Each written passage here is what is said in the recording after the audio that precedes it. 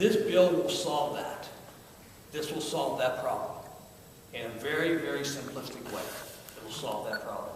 And it will never happen, should never happen again, but I'm sure something else will happen. So that's why we write new laws, and that's why we invent laws. And but yes, I mean, to say that it has nothing to do with it, it's not intended to be, as some have viewed this as personal attacks on the governor. Representative Celebrezze and I are not introducing this as a personal attack. It's a way to protect all statewide office holders today and in the future. And I've not been around as long as Representative Gerberry, but as everyone knows, the genesis of any legislation is a local event or a media event or things that are happening in society. And obviously, the issues that were happening with JobsOhio obviously brought this to our attention, much like Nitro's law was brought to Representative Gerberry's attention, and other issues that I've been sponsoring were brought to our attention by either media sources or our constituents. Would this apply to dividends off of private investments? Again?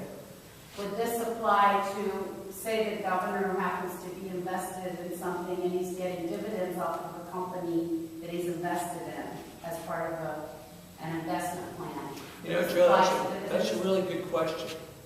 And it's not something that I've thought about.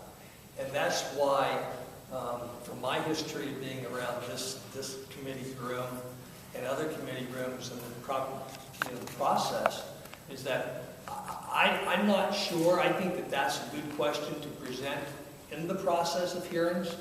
You know, how far do we go? It doesn't address that. I guess if you look at filing your income tax, that would be viewed as income, and based upon that, I think we probably would have some clarifying language and specificity dealing with when you start talking about gains, capital gains, and interest. But this bill does not address that. It addresses specifically outside income from interest